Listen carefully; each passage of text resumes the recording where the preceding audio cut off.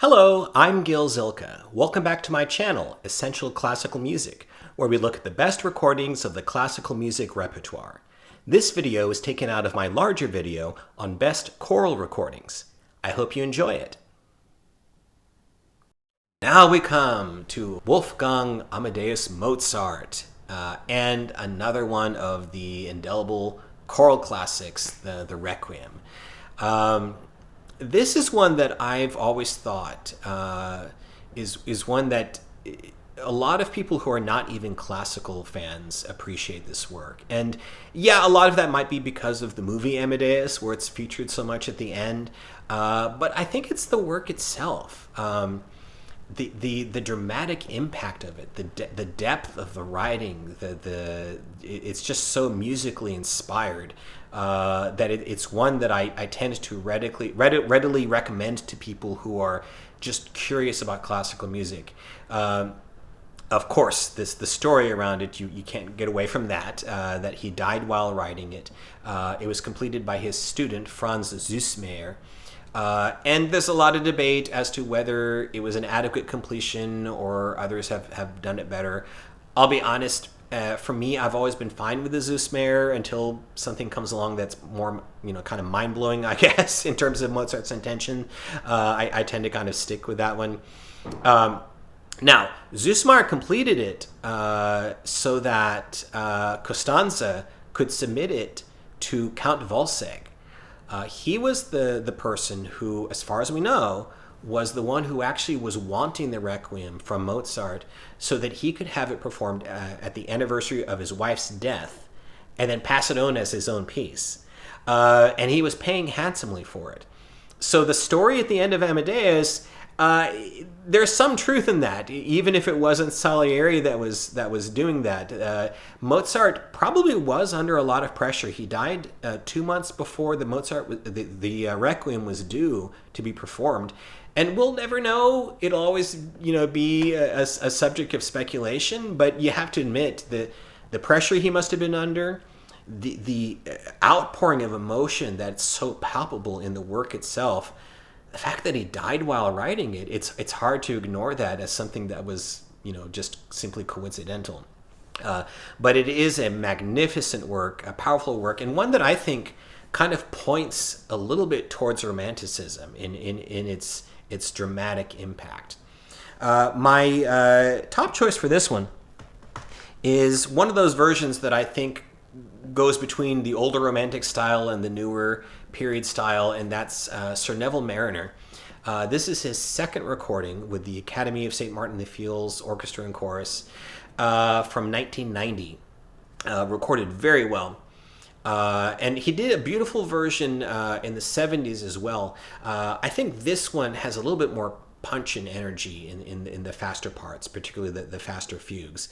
Excellent soloist as well, and everything just sounds right in terms of the tempos, in terms of heaviness versus lightness. So it's an excellent way to first get to know the Requiem.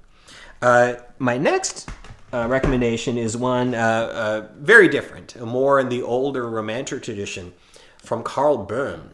This is a classic from 1971, sung by the Vienna State Opera Chorus as well as the Vienna Philharmonic. And this one is very large, imposing, powerful, dramatic, majestic, recorded fairly reverberantly. It was in the Grand Hall of the Musikverein in Vienna. And I understand some people probably will turn away if they hear this because of the slower tempos, but it works. It really does bring across the passion and the drama of the piece. And in fact, even the faster sections like the Kyrie and the Dies Irae, even at these tempos, there's a energy to it that it comes across very powerfully. Wonderful soloist as well. So this is at least as a supplement a version that I would not want to be without. Now going back to a little bit more of the conventional tempo versions, you might say, we have this from Sir Colin Davis from 1967 with the John Aldous Choir and the BBC Symphony. And this one is more in the sort of Mariner vein. I would say even a little bit more of a powerful version, you might say. But this one has always been considered kind of your conventional classic, very beautifully and powerfully sung, excellent soloists, and very sensible tempo choices from Davis. And then we have, just a few years later, from 1971, Daniel Barenboim with the same John Aldous Choir and the English Chamber Orchestra. And this one, I would say, goes more into the romantic vein, not quite as far as Karl Böhm. But Barenboim was a very good Mozart conductor as well as pianist, of course. And this is just a really powerful version. Listen, for example, to the Dies Irae. Just is done very, very passionately and dramatically. A wonderful team of soloists as well. So if you want some power and vigor in your Mozart Requiem, then this is an excellent choice. Going a little further even than that is this one from Leonard Bernstein with the Bavarian Radio Symphony Orchestra and Chorus in 1988. This one is just dripping with passion. At some point, it might even seem that he goes a little too far in kind of the dramatic point making. The Lacrimosa, for example, that beautiful slow movement is taken a little bit more kind of deliberately than you might want. But I think the thing that comes across though is the intensity which this work really lends itself to. Excellent sound as well. So this may be not your proverbial top choice, but I think it's a valuable supplement. And then we have some excellent period performances. One is from Philippe Herave. This is with Collegium Vocal Ghent as well as the Orchestre des Champs-Élysées, recorded in 1996. And again, as we often get with Herave, the first thing you have to talk about is just the beauty of the sound. That they bring that solemnity, that kind of profundity that this work lends itself to. But it's not without its feeling of vigorousness either. The Confitatis, for example, that really, Confitatis, that's done very well here, very energetically. So this is a wonderful period version, as is this one from John Elliot Gardner and the Monteverdi Choir and English Baroque soloists, recorded in 1986. Excellent team of soloists, immaculately performed as you might expect. The chorus especially. Mozart, he learned a lot from Bach in Bach's fugal writing. And of course, Gardner was a specialist in that. And so, especially in those movements, this one is really wonderfully dramatic and energetic. It's maybe missing a little bit of the solemnity in the quieter moments that you find in other recordings. But in terms of dramatic impact, particularly, this is a really wonderful recording and excellent sound quality.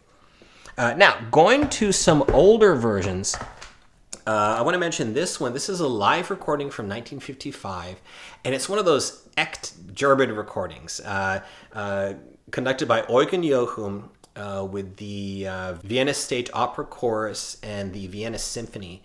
It was recorded in the St. Stephen's Dome, right in the heart of Vienna, where Mozart's actual memorial service we presume would have happened there. And actually, I've seen not on this physical disc, but I've seen an online stream that includes the organ prelude they used in the service, that used material from the Requiem, as well as the chants between movements. So it's you get the experience of the church service. But Yokim does a wonderful job pacing the work. He has that solemnity and that spiritual side that he brought to everything he conducted, that sensitivity. Wonderful team of soloists headed by Irmgard Seefried. The Recordare movement. It's a solo quartet movement. It's just really beautifully done. So this is an excellent version. It's a little bit noisy. It is a live performance after all, but it's fairly clear. And then another conductor known for Mozart, Bruno Valter. Now, this is his earliest recording. He did a couple of post-war ones, but I'm recommending this one from 1937. This is with the Vienna State Opera Chorus as well as the Vienna Philharmonic. And this is the younger, more kind of alert, passionate Bruno Valter. So you get that energy and fire in the faster movements, as well as the warmth and the humanity. Excellent team of soloists. Elisabeth Schumann, Kerstin Thorborg. She sang the Das Lied von der Erde that Valter recorded back in the 30s, as well as Anton Dramata and Alexander Kipnis. So an excellent team of soloists. And the choral sound actually, despite the older recording, it actually, to my ear, sounds a little bit smoother than his post-war recordings. A beautiful, powerful sound that they bring as well. And then, finally, I want to mention, among historical recordings, this one, Victor de Sabata, conducting the Rome and Turin orchestras, as well as the Italian radio broadcasting chorus. Much more operatic sounding, you might say, not the Echt German that I was just talking about with Yokim, but this one is just a really moving, profound interpretation. Very, very dramatic. Lots of dramatic extremes. For example, between the Kyrie, with that fast fugue, very, very dramatic, and then that beautiful contemplative lacrimosa.